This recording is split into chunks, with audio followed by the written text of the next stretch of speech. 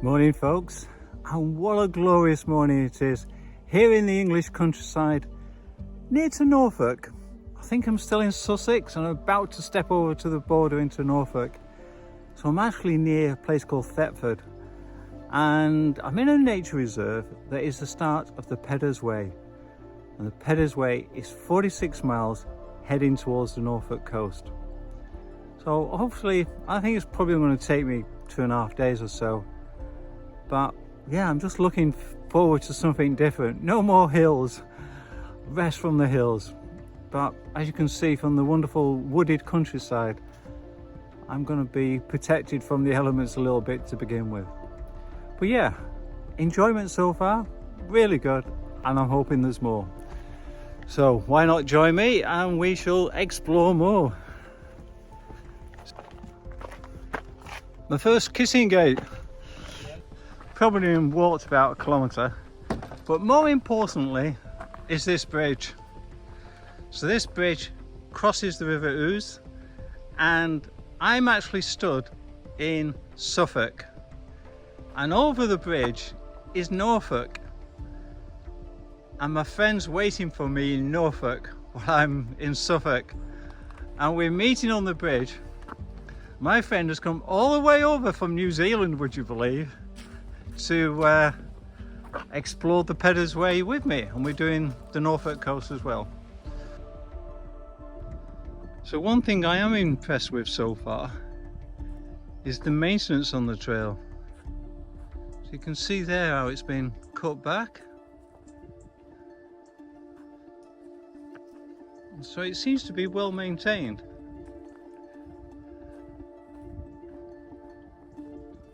Even down here, all the ferns have been cut back, and some of the nettles too, thank goodness. And now we come to bits like this where, yeah, it's pretty flat, as you would expect in Norfolk. So if you're not a fan of hills, this might be a trail to consider. And it is a national trail as well.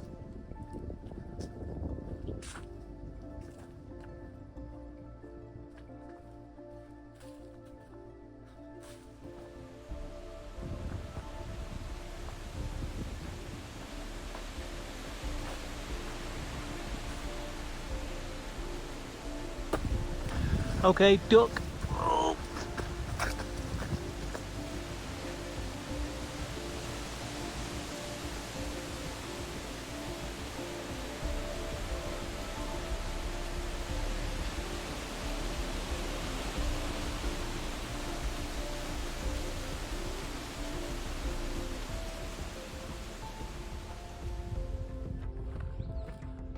So as you can see here, got a good signpost. National Trail standard. Apparently, according to that, I've walked 2 miles so far. I've taken a long time doing that, but never mind. And there's a note here about Peddars Way in winter. So I've been reading in my book how this bit here is on boardwalk, and it's saying here in winter you might have to do an alternative route. And I'm looking at that, look at that all the way around there. Wow. Yeah, so tempting as it might be to do in winter, given how flat it is and fairly sheltered, apparently the next bit soon might put you off. So if you are doing the Peddars Way, you will notice these, and they're kind of numbered and they've got the acorn sign. However, we've just worked out that you have to be careful you don't follow those. So that black arrow is pointing that way, and we just went down that way, and that's the diversion way. So you go a long way off your trail, and in actual fact you need to go straight ahead. And what I think is that somebody has painted that on. It's not like an official acorn, and so it sends you out of the way you want to go. Whereas if you read the route description in the guidebook, for example, it talks about the duck boards. Doesn't mention the nettles though. And you can see the grasses here. That probably is the kind of area that gets flooded. Yeah, and if you look in your guidebook like we've just done, it fits together. Where if you follow that number 24 post, you'll find number 25, number 26, all with the acorn on, but they're painted on and they don't look official. And then you'll twig you're on probably the diversion. Whereas this is a lot more pleasant. But we have wasted a little bit of time going round and getting sidetracked by the diversion.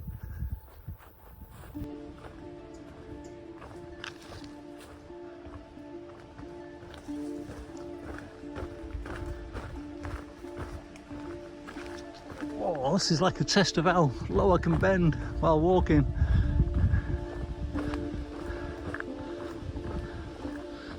I don't know. And then we have a random telegraph pole.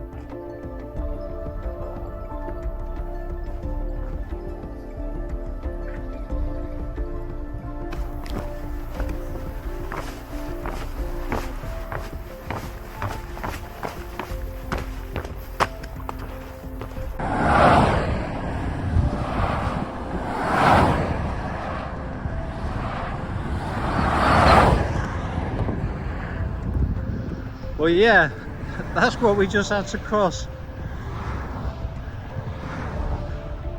That was, yeah, not a great experience, shall we say.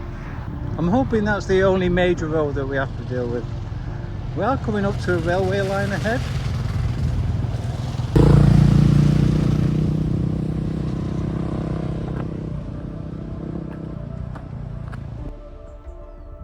So the suggestion from the Peddars Way is that you can go that way and use an underpass. But it looks like some distance down there.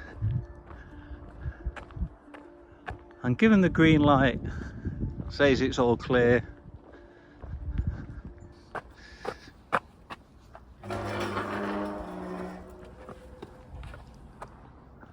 still green, but left and right anyhow.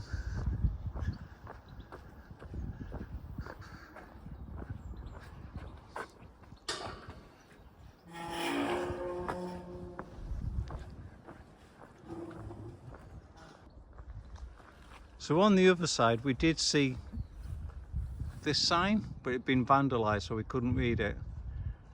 So that's just saying large groups do the underpass because there's military troops on foot. Anyhow, we're back on trail now, which is good. So as you can see, we're coming across open farmland now, and it's flattened out even more if that's possible. We did come across a few sheep and things.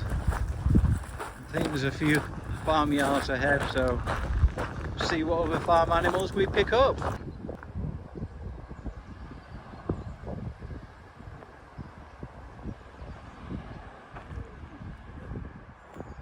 I'm not sure if you can see, if I'll get a closer look, but Pine Tree Cottage got the flint made up of the flint, and that's typical of the cottages and the stone they're made of.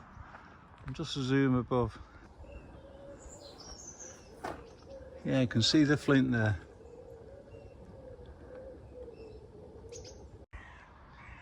So that's where we've come from. And I've just discovered the little driveway is called Peddars Way. And interestingly, there's a map over here.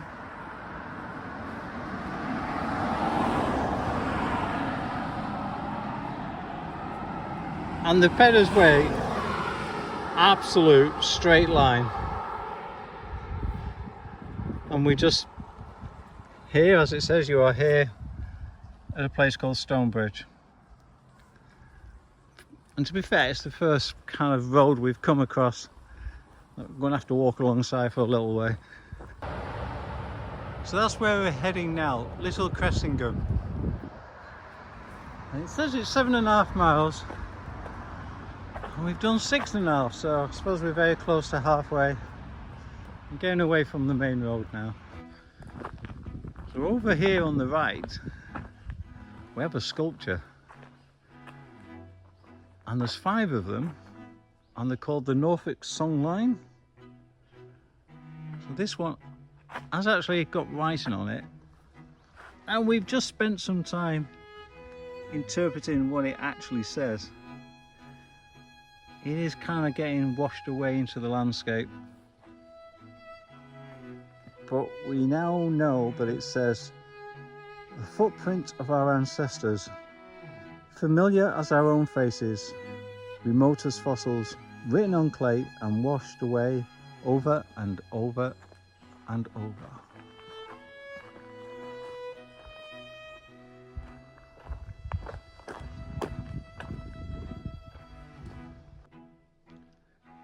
So this is actually our next song album, and it is quite difficult to read, as you can see. But it is talking something along the lines of surveyors have made the line on the land, trapping Albion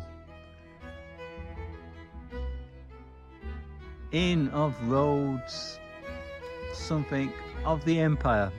I think it's referring to the fact that we're generally walking along an old Roman road, and obviously they would have surveyed the land, because what they did was they adopted some of the paths and trackways that were already in place, and then they kind of industrialized them so they could get the Roman troops quickly up and down, so they could take control of the land.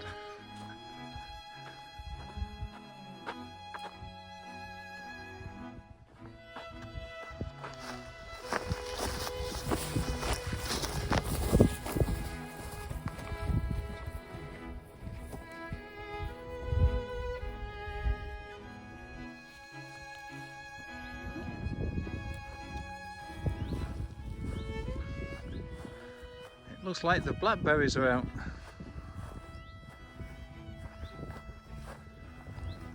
I can't see any old peak though. There's a lot of them.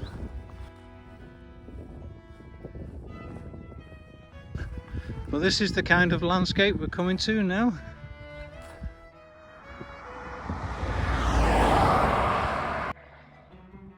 Okay, we've come to the road.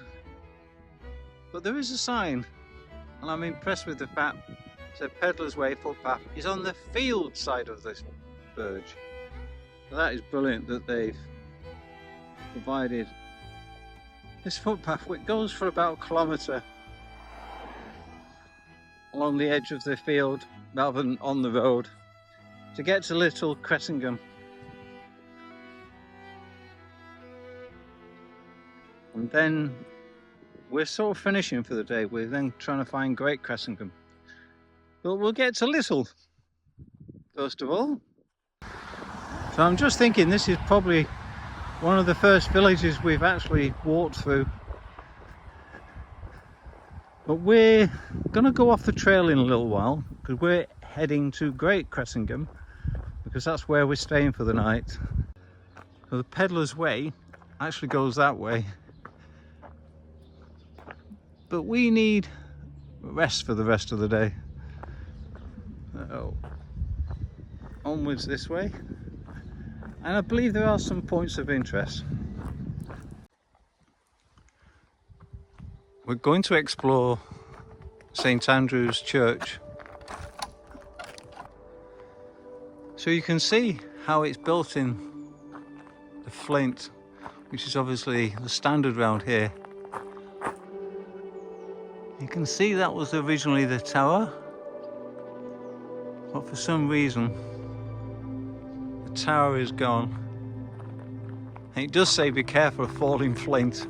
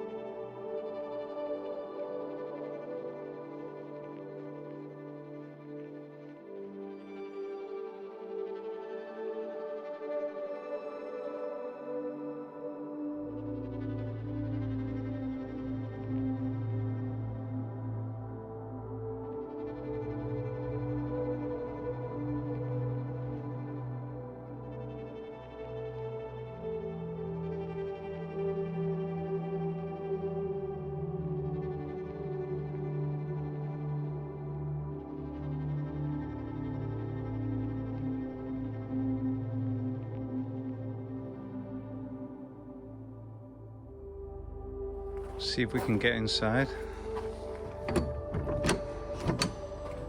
We can. What a strange church.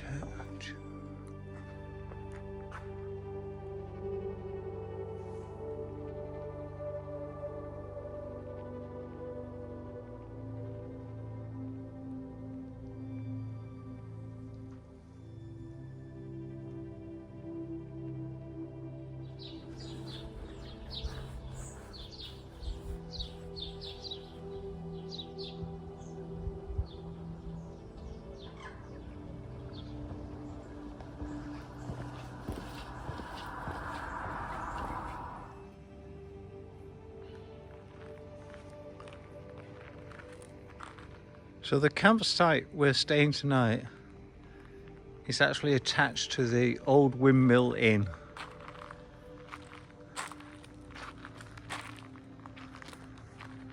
So it's through the car park.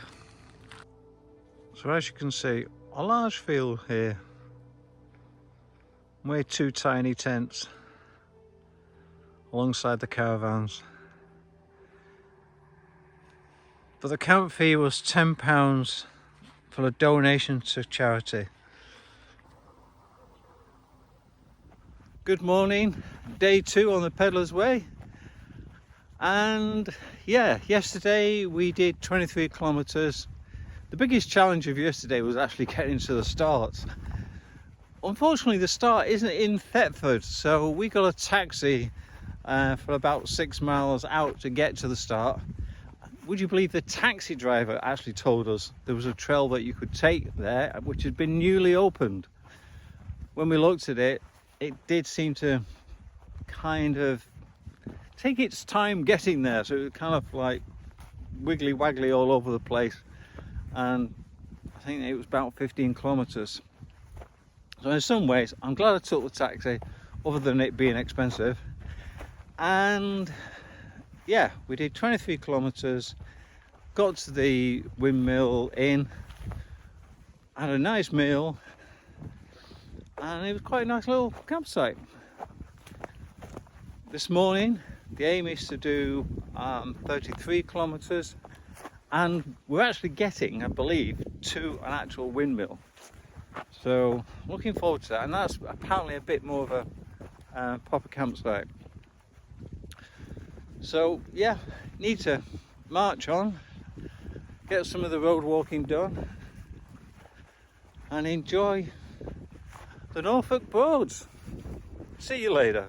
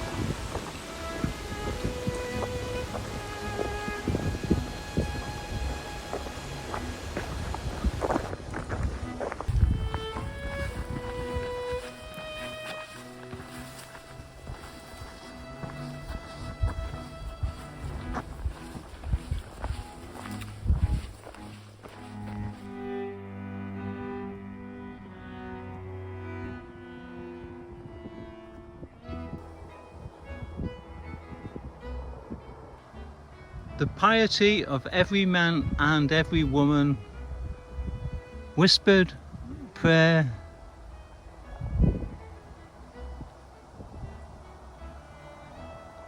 clasped in the grain of wood and stone and in the grace of ancient air.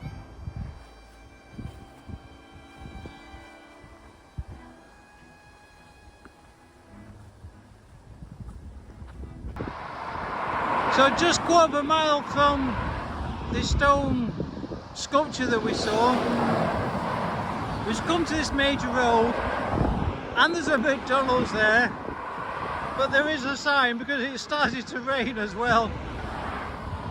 So quite a juncture.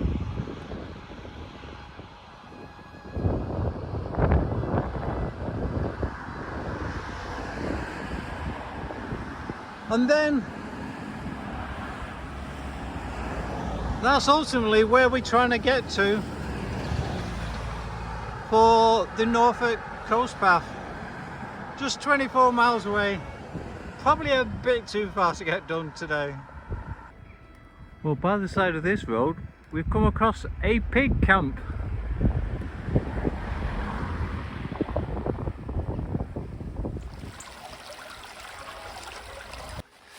So we've come a little bit off Peddars Way just to try and have a look at this priory that's ahead.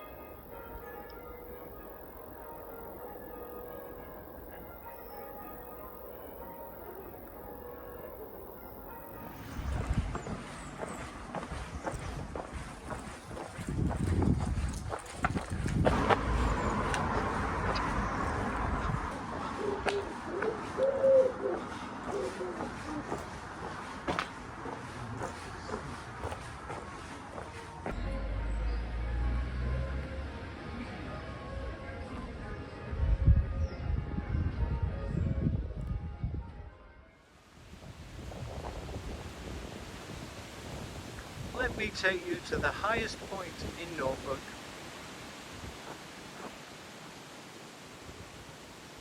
With a wonky trick point that sits at 92 metres. We're at the highest point, having travelled up a slope which they claim is a hill. And even though we're at the highest point, it's still flat.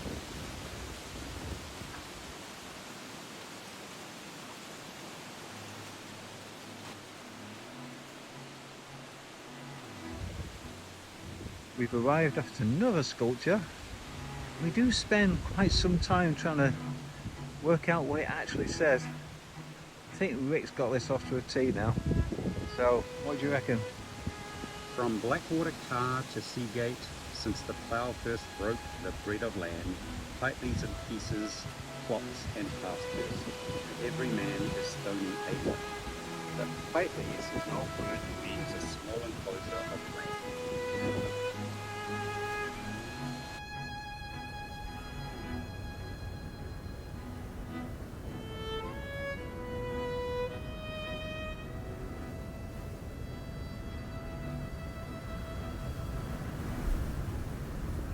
So the windmill represents the campsite that we're staying on.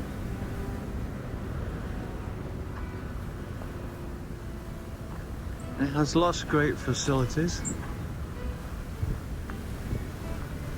If you arrive before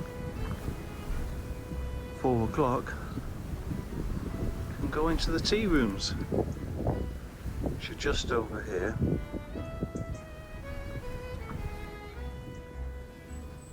And if you're camping, you can have breakfast, but you have to arrive after 9 o'clock. As you can see, you can get fresh bread and donuts because there's a bakery attached, as well as the library for the campers.